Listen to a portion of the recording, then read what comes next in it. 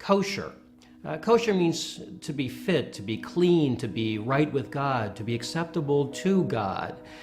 Growing up in a Jewish family, I would never have thought that I would come to the point where I could say that Jesus made me kosher. But you know what? He has. Jesus is the Messiah. He is the most Jewish of Jews. And believing in the Jewish Messiah, Jesus, is the most kosher thing any Jewish person can do.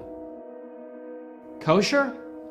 Not so much. Before I came to understand that Jesus is the Messiah, my Jewish identity was missing something. I sensed that I wasn't close to God, and I felt spiritually empty.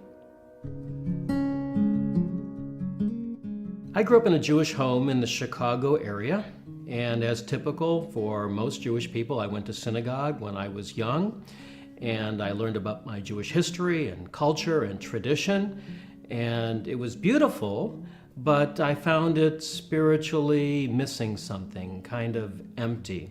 I had my bar mitzvah when I was 13 and went for another year or two afterwards, but because the Judaism that I was exposed to didn't answer the big questions that I was searching for. What's the meaning of life?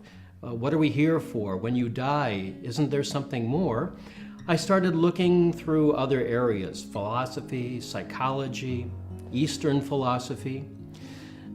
God got a hold of me, however, my freshman year of college. I was a young philosophy major, and one of my courses was studying some of the proofs for God's existence.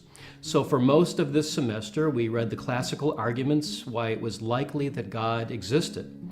And by the end of the semester, I became convinced that God had to exist. I started reading through the Bible for the first time on my own, and I began reading the New Testament. And I was very attracted to this young Jewish rabbi, Jesus, and his tremendous miracles, and his unparalleled teaching, and his high ethics, like the Sermon on the Mount. Around the same time, I discovered that there were prophecies in the Old Testament, in the Hebrew Scriptures, my Jewish Bible, that I really had not been familiar with until that time. And I started reading these messianic prophecies, like Isaiah chapter 53, this amazing chapter talking about the coming of the Messiah, but he would come lowly and humble, and he would suffer and be rejected.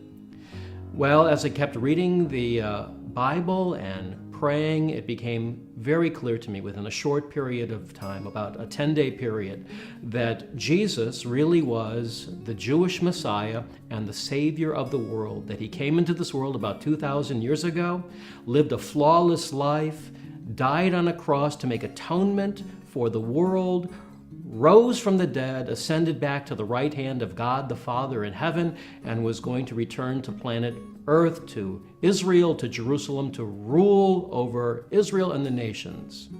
Jesus taught that he came to fulfill and complete us as Jewish people, to make us kosher, not to set aside our Jewish identity. Jesus himself was and is a Jewish person. He's the King of the Jews.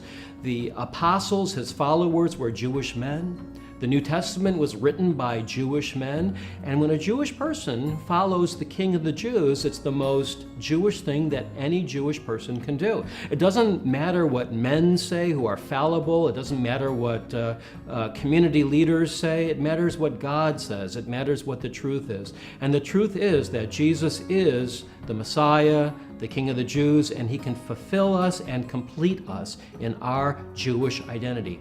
Jesus can and needs to make us kosher. My two-word story: kosher, kosher.